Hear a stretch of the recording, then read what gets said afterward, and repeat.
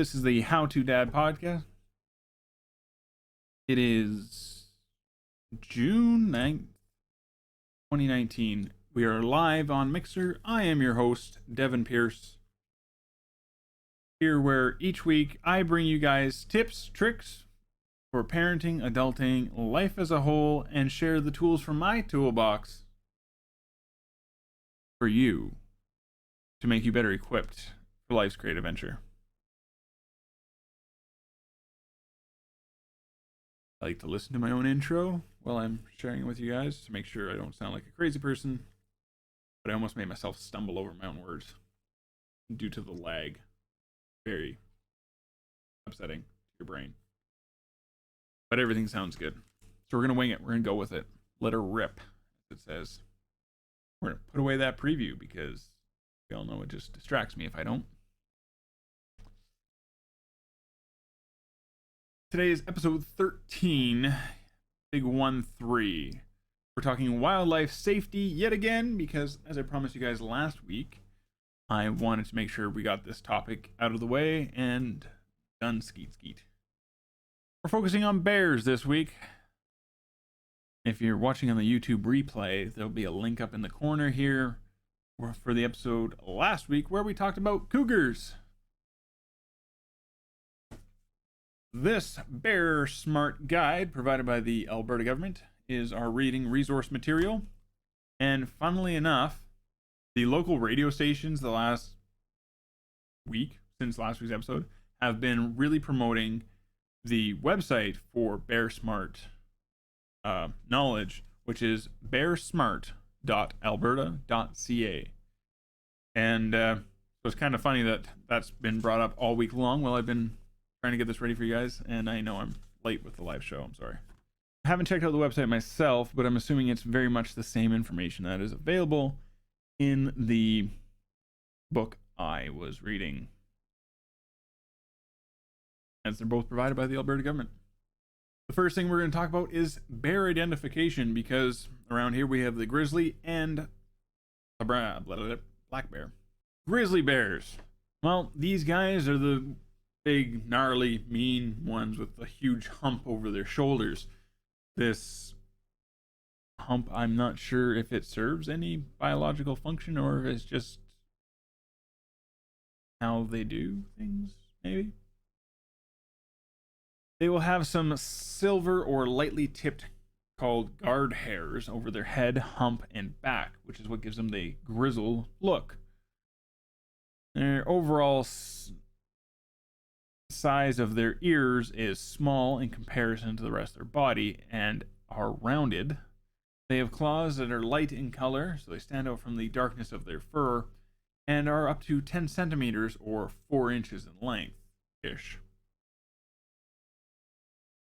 When you look at the tracks or the footprints left behind from a grizzly bear, you're looking at a set of toe pads that are almost in a perfectly straight line, gapped from the main pad of their paw. And there will be paw imprints, but they'll be gapped away from the toe portion of the paw print. If you're looking at them, they have kind of a pig-shaped head and don't have much peripheral vision because their eyes are pretty much straight on. So what are the differences for black bears? Well, they're black. That's a pretty good indicator. They also don't have the weird hump on their back. They don't belong in Notre Dame. Well, I guess nobody does anymore. Too soon? Probably too soon for that joke. I loved Notre Dame, by the way, when I was there. Terrible tragedy, that. Yes, black bears do not have the hump on their backs. They have a pretty uniform or singular color. They tend not to vary in shade from spot to spot. And they have a more pointed and noticeable ears. They stand more upright on their heads. The claws are usually the same color as the rest of them and are rather short, only about 2.5 centimeters or 1 inch in length. The tracks left behind by a black bear have toe pads that form a noticeable arc on them. and the claw prints are often not visible at all or much closer to the toe pads if you do see them. I reminded my children I have a show tonight and said they needed to be sneaky ninja feats. Obviously, that means something different to them. Silly babies. The black bear also has a straighter facial profile, much greater in peripheral vision, a little bit more offset to the side with their eyes, kind of more like a dog's face shape when I was looking at the pictures of them, at least in my opinion. Some bear necessities. The facts about these various bears. Bears spend approximately 4 to 6 months in their dens during the winter season after spending all the other 3 seasons eating food. They consume up to 25,000 calories a day, although most of their food that they will eat, being berries and other plants, are a very low calorie count, requiring them to eat often and a lot. Average daily caloric intake for an adult female in Canada is about 1,800 calories. No matter how many times I rephrased that in Google, I could not find the answer for men. Good job, Canadian Food Guide. Segregation. Bears are both smart and curious, using their keen sense of smell to seek out new food sources. Bears are like an elephant, and they will never forget where they found food or how they got into it. I feel like I'm doing my sports announcer voice today for some reason.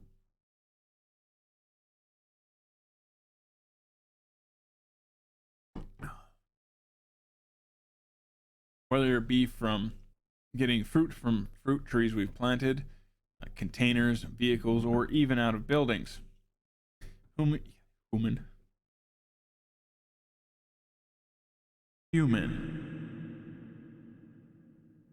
food can be irresistible to bears, and when they get food conditioned, that's in quotation marks by the way, the process by which they associate human and human places with food availability, it is difficult to, if not impossible, to prevent bears from seeking out such locations in the future. I forgot to put it in my notes, but there's actually a comment in here about bear relocation. Once they've become human associated, makes it pretty much impossible. They will either find new humans to interact with, or they have no problem actually going across country to find the spot they were taken from. So they're kind of a pain in the butt to move around. Also requires a lot of human resources and money. So the next question becomes, well, how do we prevent interactions with bears when you're out in bear country? Which, by the way, if you're living in Alberta, you're in bear country. There's a cute little map in here. Show for anybody on the YouTube replay or the current listeners. I don't have my preview up, so I don't actually. That's twice I hit the mic. I don't actually know if you guys can see that properly. But basically, anything south and east of Edmonton or Calgary is not considered the normal, typical range for either bear type. Black bears definitely have a majority of the zoning in Alberta. However, just like cougars, you can run into a bear anywhere in this province. They do tend to wander off. Just like in last week's episode when we talked about cougars, the top recommendations include traveling in a group, having a plan if you do encounter wildlife, to watch for signs of wildlife such as scat or paw prints or turned over rocks, because they look for grubs underneath them. Even areas where trees may have been crushed because they were trying to eat the berries, things like this. Don't wear headphones or use anything else that might interfere with your ability to hear or detect nearby wildlife. And basically, because bears are kind of focused on food and protecting their young, they aren't really focused on avoiding us. So it's up to us to be focused on avoiding them. There are, of course, some locations and times that will make you more likely to interact with a bear, which is, kind of important to know. This includes any area of high noise, such as places with running water or heavy wind and rain, waterfalls, such. I mean, honestly, who hasn't seen a video of a grizzly bear catching fish swimming upriver in a little whatever spot? If it's good fishing for them, it's good fishing for you. That means you're both going to be there too. Think about that. Of course, like most animals, dawn to dusk, or dusk till dawn, I should say, through the nighttime hours, is when you're more likely to interact with them. When you're out on trails, around bends or approaching hills where you have a limited line of sight, also increases the likelihood of you stepping up onto a bear or out around a tree into a bear's path without you realizing it. Also, don't be just frolicking like the sound of music and dancing your way through berry patches, because they do like to eat berries, and, well, if you're going to be where they're eating, you could be eaten. You're going camping this season. You're going camping in the Great White North. You're going to check out the Jasper National Park area, maybe. Well, that's bear country for both kinds of bears. So let's talk about some bear smart camping. As you should do before you go on any outdoor adventure, leave the information about your destination, your estimated return time, with someone back home. That way, if you can't communicate an emergency situation, someone else can start the search. Pick camping sites that aren't near travel corridors, which is, rivers, valleys, and anywhere that's obviously a food source for something. Maybe you found some scat. Oops, pretty good indicator that something was there. You want to pick areas that have good lines of sight so that if a bear comes meandering out of the woods, he sees your camp and you can see him long before either of you need to do a tango. You don't want to tango with a bear. Oh, I have 2 left feet. Terrible dancers.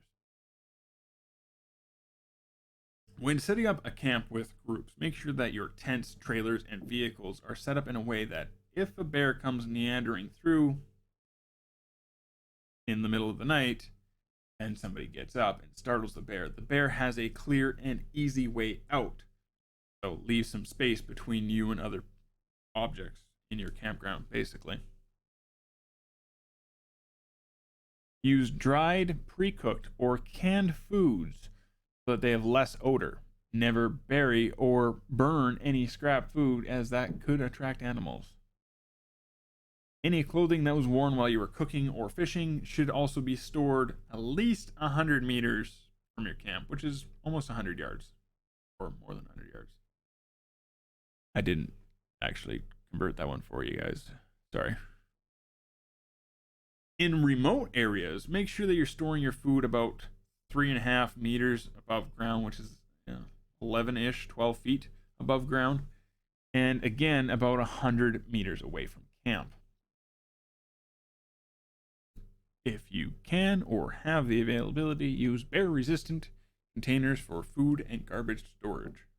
Now you're out on the trails, whether you're hiking, biking, or geocaching, which I will always make a reference to wherever I can because that's my preferred hobby.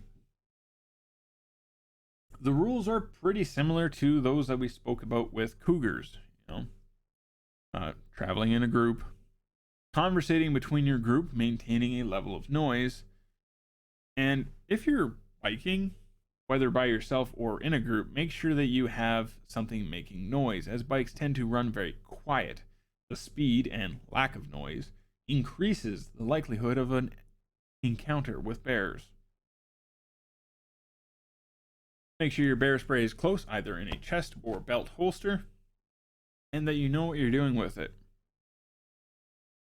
When traveling in your groups, be sure to keep children between the adults. Keep dogs on a leash, or better off, leave them at home. As we discussed last week, barking, which is intended to warn you of a predatory animal, attracts them towards you. Alright, so now you have ran into a bear. What did you do? Well, pretty much the same thing as a cougar. You don't want that bear unless it has shown intent in you. Don't involve yourself. Don't provoke it. Move away. Keep your eye on the bear. So back away from it. Don't turn your back on it. Bears essentially have a personal bubble like we do as humans, and they don't like it if you get into their bubble. So stay out of it, and 99% of the time, that's enough to keep a bear from interacting with you. If a bear does start to show interest in you, or is behaving in a defensive manner, such as making a bluff charge, which is typically a grizzly behavior, but does sometimes occur in black bears, speak calmly. Move your arms slowly up and down, and back away from the bear to a place of safety. If the bear does make contact, it's time to assume the position. Lay on your belly, dig your toes into the ground, lace your fingers together, covering the back of your neck, and try really hard to count to 120 Mississippis. Approximately 2 minutes.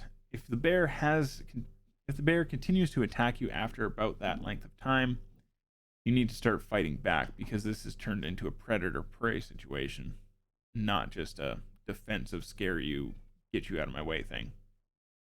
This next behavior is typically more associated with black bears. Grizzlies will do it, and this is where they start staring at you intently. They lower their head and they start watching you and following you, even after you've tried to warn them away from you with your arm flapping and your calm speech.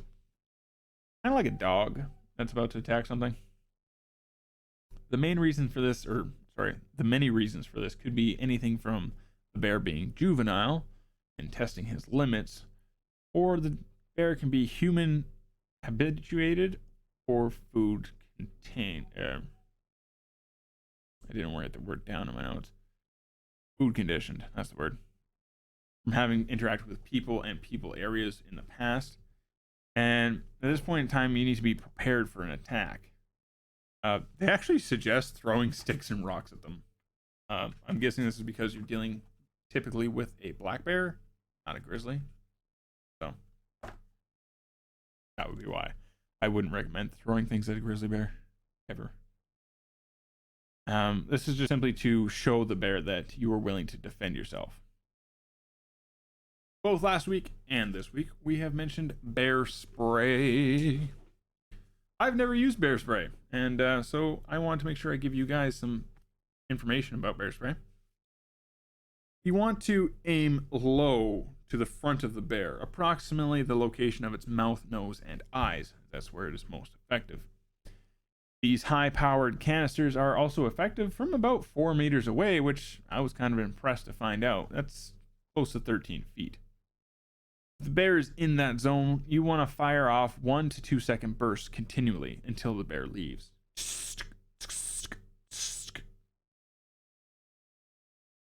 Also be aware that different sized containers of bear spray will have different lengths of use, and you may need to take more than one with you out on the trails.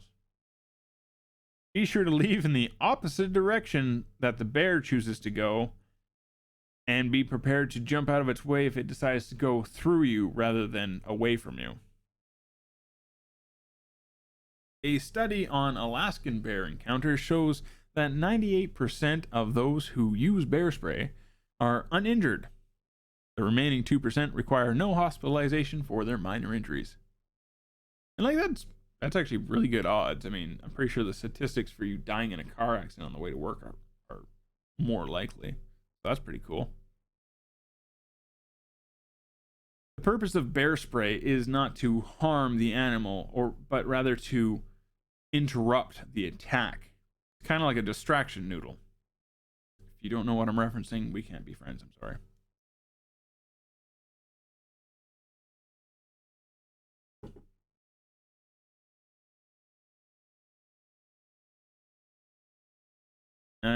Whereas a firearm is viewed as an attack at the animal, the bear spray simply distracts them long enough for them to decide whether or not they're going to keep going at you, essentially. The active ingredient is a form of capsicum, which the first word in its name I knew I couldn't pronounce, so I just skipped over it, which causes irritation for the eyes, nose, lungs, as well as severe but temporary eye irritation and difficulty breathing. When you're using bear spray, consider the wind direction and the fact that it might change, spraying it back at you, which could be horrible.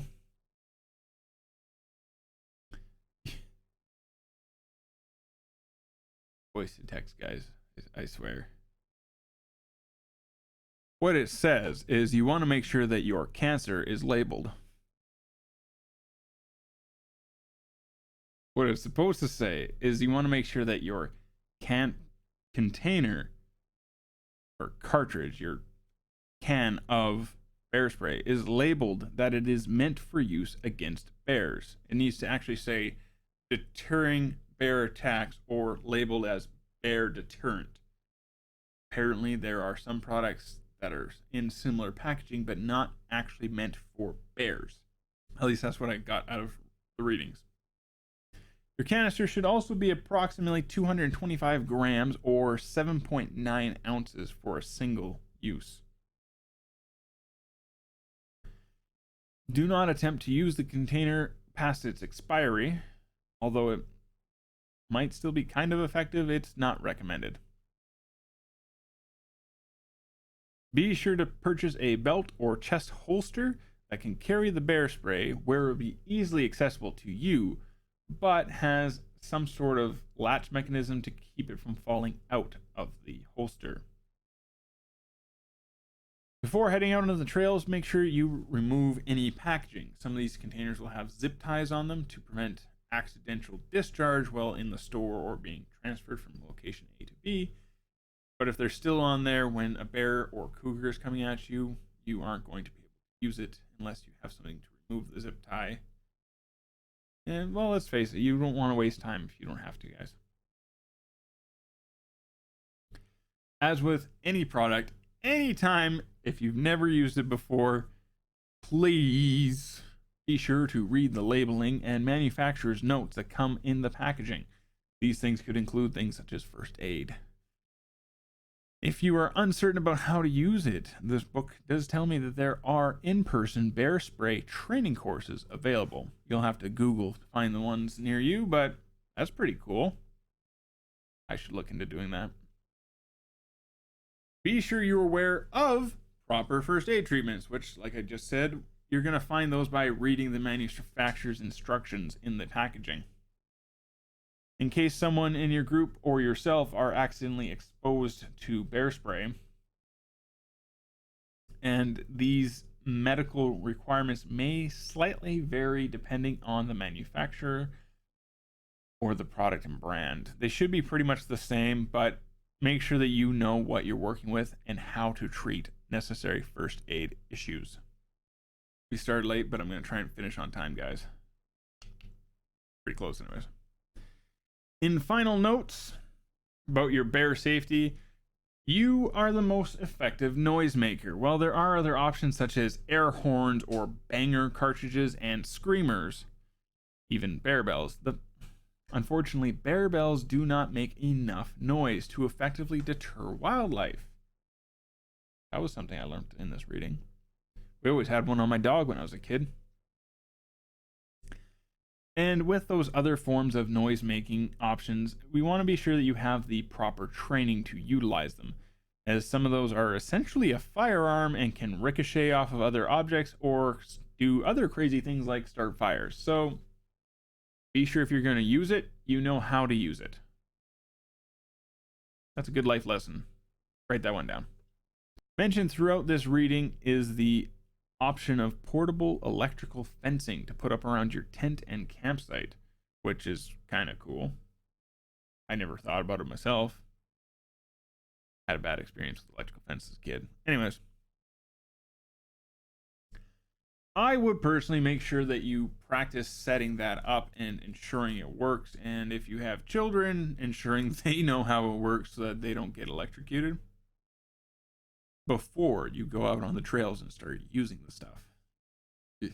So guys, my question to you this week is, what animals have you encountered out on the trails? You know, if you're not from around my parts, what are the common animals where you live that you could interact with when you're out camping, hiking, or biking in the local woods and outbacks and such? You guys can let me know via Twitter, email, or if you're watching this on YouTube, down below the bridge where all the trolls live in the comment section. Of course, my Twitter is CrownEss0, CrownEss, the number 0, and at gmail.com for the same thing. Thanks for watching, guys. I know I kind of rushed through this episode, but I have other things I need to get to. Parenting is the reason we were late starting today, because I try to be a good parent and it takes time. Thanks for watching. The How To Dad podcast is owned and hosted by myself, Devin Pierce, and is licensed under Creative Commons Attribution, Non-Commercial Share Alike 4.0 International License, all rights reserved. Currently available for audio listeners on Anchor, Apple Podcasts, Google Podcasts, Spotify, Breaker, Overcast, Pocket Casts, and RadioPublic. If you'd like to hear us on another audio platform, be sure to let me know and I will get it out there for you.